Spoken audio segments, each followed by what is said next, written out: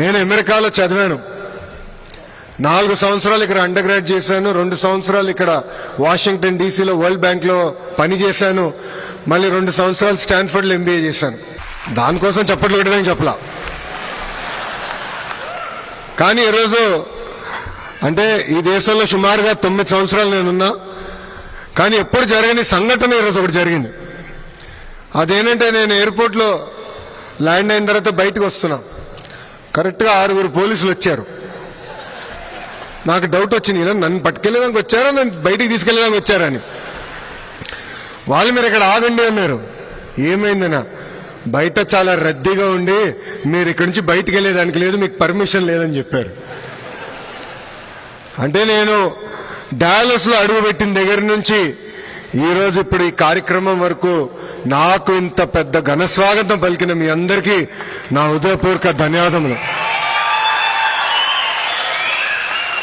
అమెరికాలో ఉన్నానా ఆంధ్రప్రదేశ్లో ఉన్నానా అని డౌట్ వచ్చింది నాకు ఈరోజు. మీ ఉత్సాహం, మీ జోష్, మీ కేకలు వింటుంటే తిరిగి మళ్ళీ నా పాదయాత్ర యువగలం రోజులు గుర్తొస్తున్నాయి. ఆనాటి పాలకులు అడుగడుగున నన్ను ఇబ్బంది పెట్టారు, నడవనీయలేదు, మైక్ లాక్కున్నారు, స్టూల్ లాక్కున్నారు. అయినా మనోళ్ళు తొడగొట్టి ముందెళ్తున్నాడు, తగ్గేదే లేదని ఆనాడు ఎట్లయితే చెప్పారో అదేవిధంగా ఈరోజు కూడా నాకు మీరు అంత ఘనస్వాగతం పలికారు.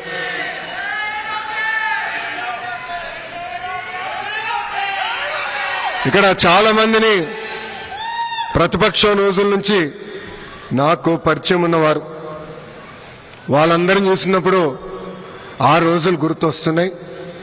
వాళ్ళందరికీ ఒకటే చెప్పదలుచుకున్నాను, మిమ్మల్ని నా గుండెల్లో పెట్టుకుని కాపాడే బాధ్యత మీ లోకేష్ తీసుకుంటాడు. నాకు ఇప్పుడు కూడా బాగా గుర్తు, ఆనాడు చంద్రబాబు నాయుడు గారిని అక్రమంగా 53 రోజులు బంధించినప్పుడు అమెరికాలో పెద్ద ఎత్తున మీరు బయటకు వచ్చారు, మాకు అండగా నిలబడ్డారు. అంతెందుకు డాలస్లో ఏకంగా 3 ప్రోగ్రాంలు మీరు నిర్వహించారు. మీకు కేవలం ఒక ప్రోగ్రాం అయి ఉండొచ్చు, కానీ మా కుటుంబానికి మీరు కొండంత బలం ఇచ్చారు. నాకు ఇప్పుడు కూడా బాగా గుర్తు, ఆనాడు బ్రహ్మని అడిగింది, రాజకీయాలు మనకు అవసరమా, గౌరవంగా బతికే కుటుంబం మీరు చూడండి, పెద్దయిన జైల్లో ఉన్నారు, ఈజ్ ఇట్ వర్త్ ఇట్ అని అడిగింది. కానీ మీరు మాకు అండగా నిలబడారే. అదేవిధంగా హైదరాబాద్లో ఆ స్టేడియంలో సుమారుగా 45,000 మంది వచ్చి గ్రాటిట్యూడ్ కాన్సర్ట్ నిర్వహించారే, అది మాకు కొండంత ధైర్యం ఇచ్చింది. ఈ రోజు నేను ఈ వేదిక మీద నుంచున్నానంటే మీరు నాకు అండగా నిలబడారు కనుకనే నేను ఇక్కడ నుంచోకి వెళ్ళినాను.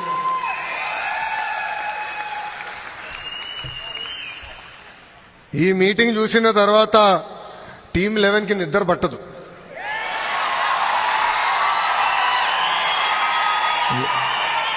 తెలుగువారి ఆత్మగౌరవాన్ని ప్రపంచానికి పరిచయం చేసిన 3 అక్షరాలు ఏంటి? ఎన్టీఆర్. విశ్వవిఖ్యాత నట సార్వభౌమ స్వర్గీయ శ్రీ నందమూరి తారక రామారావు గారు. సంక్షేమాన్ని భారతదేశానికి పరిచయం చేసిన వ్యక్తి అన్న ఎన్టీఆర్. గతంలో మనందరినీ మెద్రాసీలు అనేవారు, మెద్రాసీలు కాదు తెలుగులు ఉన్నామని దేశానికి చెప్పిన వ్యక్తి అన్న ఎన్టీఆర్.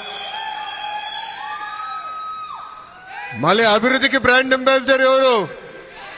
సిబిఎన్. అసలు అభివృద్ధి చేసి ఎన్నికలు గెలవచ్చని దేశానికి పరిచయం చేసిన వ్యక్తి మన సిబిఎన్. ఆనాడైనా చెప్పారు, కంప్యూటర్లో బాగా చదువుకుని ఐటీలో బాగా చదువుకుంటే ఉద్యోగాలు వస్తాయని. ఆనాటి ప్రతిపక్ష పార్టీ నాయకులు అన్నారు, కంప్యూటర్ అన్నం పెడుతుందా అని. ఇప్పుడు మిమ్మల్ని అందరిని అడుగుతున్నా, కంప్యూటర్ అన్నం పెడుతుందా? పెడుతుందా? హైదరాబాద్ లో పెద్ద ఎత్తున ఐటీ పరిశ్రమలు తీసుకొస్తే రియల్ ఎస్టేట్ వ్యాపారం చేస్తున్నారు. ఈ ఒక్కసారి మీరు వెళ్ళి హైదరాబాద్ చూడండి, అసలు గుర్తుపట్టే పరిస్థితి లేకుండా పోయింది. గతంలో ఐటీ రంగంలో హైదరాబాద్ గురించి ఎవరు మాట్లాడేవారు కాదు. అలాంటిది చంద్రబాబు నాయుడు గారు ఐటీ పరిచయం చేసిన తర్వాత ఈరోజు బెంగళూరుకి ధీటుగా హైదరాబాద్ పోటీ పడే పరిస్థితికి మనందరం వచ్చాం. చంద్రబాబు నాయుడు గారి వయసు 75 సంవత్సరాలు, కానీ 25 సంవత్సరాలు కుర్రోడ్లాగా పరిగెడతాడు ఆయన. ఆయన స్పీడ్కి ఇంకా అందుకోలేకపోతున్నా. కానీ ఏదో ఒక రోజు ఆయన స్పీడ్ దరిదాపులో వస్తాను నేను భావిస్తున్నా. గతంలో ఐటీ, ఇప్పుడు క్వాంటమ్. అంటే ఆయన ఎప్పుడు 10 నుంచి 15 సంవత్సరాలు ముందు చూపున్న నాయకుడు. అది వాస్తవంగా చెప్పాలంటే తెలుగు జాతికే ఒక అదృష్టం. నేను ఏ దేశానికి వెళ్ళినా, ఏ కంపెనీకి వెళ్ళినా తలుపు కొడితే ఈరోజు తలుపు తెరుచుకుంటే అంటే దానికి కారణం మన నాయకుడు చంద్రబాబు నాయుడు గారు. దేశంలోనే ఏ పార్టీ కూడా ప్రకటించని విధంగా కార్యకర్తలే మా అధినేత అని తెలుగుదేశం పార్టీ ప్రకటించింది. లీడర్స్ వస్తారు వెళ్తారు, కానీ కార్యకర్తలే తెలుగుదేశం పార్టీకి సొంతం. వాళ్ళకి అధికారంతో సంబంధం లేదు.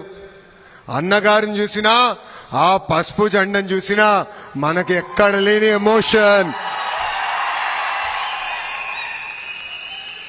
2019 నుంచి 24 వరకు రాష్ట్రంలో ఎలాంటి విధ్వంస పాలన జరిగిందో నాకంటే మీకే బాగా తెలుసు. తెలుగుదేశం పార్టీ జెండా ఎగిరేయాలన్నా, లేదా జై తెలుగుదేశం అన్నాలన్నా ఆనాడు మనల్ని కొట్టేవారు, మైకులు లాక్కునేవారు, ఏకంగా ఇంటికి బయటికి కూడా అడుగు పెట్టించే పరిస్థితి లేకుండా పోయింది. వై నాట్ 175 అన్నారు, ప్రజలు అన్నారు వై నాట్ 11 అని. చంద్రబాబు గారు పవన్ అన్న ఫోటోలు పెట్టి బాక్సింగ్ చేశారు, ప్రజలే వాళ్ళతో ఫుట్బాల్ ఆడుకున్నారు. ఏకంగా సిద్ధమని బయలుదేరారు, ప్రజలే ఆ పార్టీని శాశ్వతంగా భూస్థాపితం చేశారు. అందరూ మిమ్మల్ని ఎన్ఆర్ఐలు అంటారు. ఎన్ఆర్ఐలు అంటే నాన్ రెసిడెంట్ ఇండియన్స్. కానీ మీ లోకేష్ మిమ్మల్ని ఎంఆర్ఐ అంటారు, అంటే మోస్ట్ రిలయబుల్ ఇండియన్స్. మీరు అమెరికాలకు వచ్చి దశాబ్దాలైనా మీ మనసు ఎప్పుడు ఆంధ్ర రాష్ట్రం వైపు, మీ గుండెలు ఎప్పుడు మీ ఊరు వైపు. ఊర్లో ఏం జరుగుతుంది, ప్రజలకు అండగా నిలబడాలని మీరు ఎప్పుడు ఆలోచిస్తారు. చంద్రబాబు నాయుడు గారిని ఆనాడు అరెస్ట్ చేసినప్పుడు పెద్ద ఎత్తున బయటికి వచ్చి కూడా మీరు మాకు అండగా నిలబడ్డారు. సొంత రాష్ట్రం పైన ప్రేమ ఉంది కనుకనే మీరు ఆ రోజు ఎన్నికలు ఉన్నాయంటే కొంతమంది 6 నెలలు సంవత్సరం ముందలొచ్చి ₹1 కానీ ఒక్క పదవి ఆశించకుండా మాకు మీ అండగా నిలబడ్డారు. అందుకే ఎప్పుడు లేని విధంగా 94% సీట్లు కూటమి ప్రభుత్వం కైవసం చేసుకుంది. 175కి 164 సీట్లు మనం కైవసం చేసుకున్నాం. రికార్డులు బద్దలు కొట్టాం. రాబోయే రోజుల్లో రికార్డులు కూడా తిరిగి రాబోతున్నాం. కొన్ని జిల్లాల పేర్లు చదువుతా, ఆ జిల్లా నుంచి వచ్చిన వాళ్ళందరూ చేతులు పైకెత్తాలి. శ్రీకాకుళం జిల్లా 10 out of 10 కొట్టాం.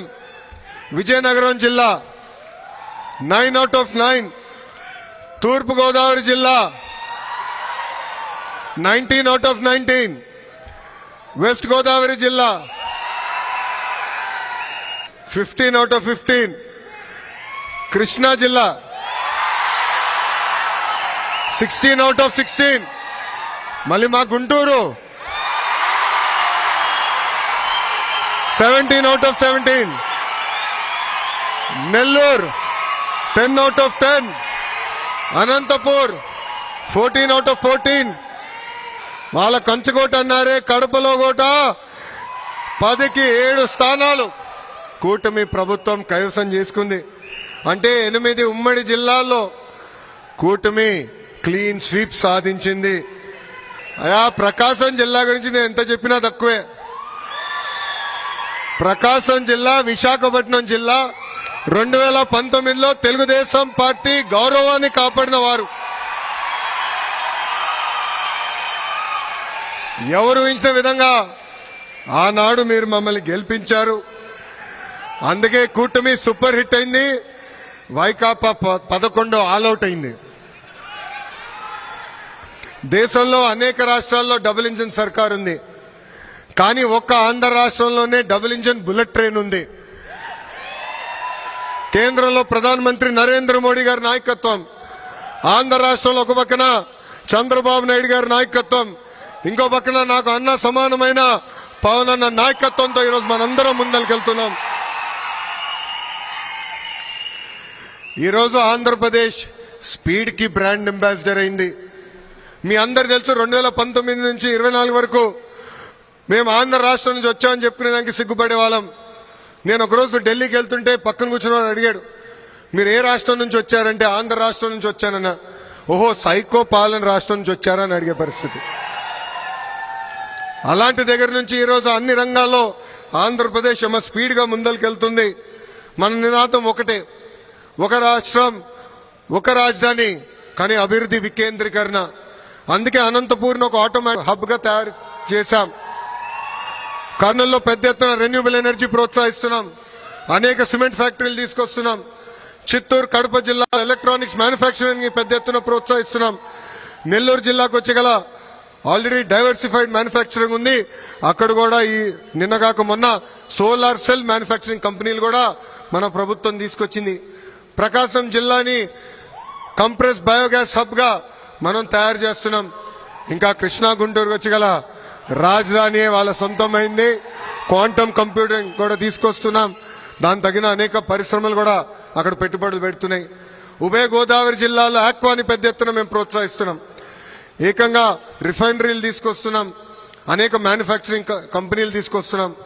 ఉత్తరాంధ్రకు వచ్చి గల IT, pharma, medical devices manufacturing, Visakhapatnam steel plant ఎలా ఉందో అదేవిధంగా ఆర్సిలర్ మిత్తల్ స్టీల్ ప్లాంట్ కూడా ఈరోజు ఉత్తరాంధ్రకి కూటమి ప్రభుత్వం తీసుకొస్తుంది. మనందరి లక్ష్యం ఒకటే, 20 లక్షల ఉద్యోగాలు కల్పించాలని. నేను యువగలం పాదయాత్ర చేసినప్పుడు గంగాధర్ నెల్లూరు నియోజకవర్గంలో మోహన అని ఒక తల్లిని నేను కలిసా. ఆ తల్లి రోడ్డు పక్కన కూర్చుని బజ్జీలు వేస్తుంది. 30 సంవత్సరాలుగా అక్కడ బజ్జీలు వేస్తుంది. అప్పుడు ఆ తల్లిని అడిగా, ప్రభుత్వం నుంచి మీరు ఏం ఆశిస్తున్నారని. అప్పుడు నాకు ఒకటే చెప్పింది ఆ తల్లి, గత 30 సంవత్సరాలుగా ఇక్కడ కూర్చుని బజ్జీలు వేస్తున్నా. నాకు ఇద్దరు పిల్లలు ఉన్నారు, బాగా చదివించాను, వాళ్ళిద్దరికీ ఉద్యోగాలు కల్పించు, అది నాకు చాలు అని చెప్పింది మోహన. ఆ రోజు నుంచే నేను నిర్ణయం తీసుకున్నా, కూటమి ప్రభుత్వం 5 సంవత్సరాలు 20 లక్షల ఉద్యోగాలు కల్పించాలని. మన ముఖ్యమంత్రి గారు కానివ్వండి, ఇండస్ట్రీస్ మినిస్టర్ గారు కానివ్వండి, ఎస్ఎంఈ మినిస్టర్ గారు కానివ్వండి, లేదంటే మీ లోకేష్ కానివ్వండి, డావోస్ కానీ, అమెరికా కానీ, సౌత్ కొరియా కానీ తిరగని దేశాలు లేవు. అహర్నిశలు కష్టపడుతున్నాం. తద్వారా 17 నెలల్లో 20 లక్షల కోట్ల పెట్టుబడి, దాని ద్వారా 16 లక్షల మందికి ఉద్యోగాలు కల్పించడానికి ఒప్పందాలు కుదిరించుకున్నాం. అవన్నీ వచ్చే 3 నెలల్లో గ్రౌండ్ చేసే బాధ్యత కూడా కూటమి ప్రభుత్వం తీసుకుంటుంది.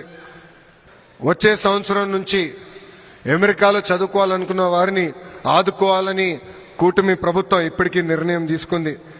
మన సంస్కృతి సాంప్రదాయాలు కాపాడుకుంటూ మీకు అండగా నిలబడుతుంది ఏపీ ఎన్ఆర్టీ.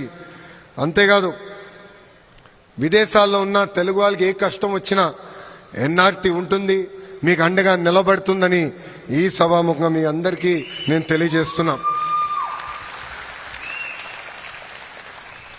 అందరం కలిసికట్టుగా పనిచేయాలి, ఒకరొకరికి అండగా నిలబడాలి.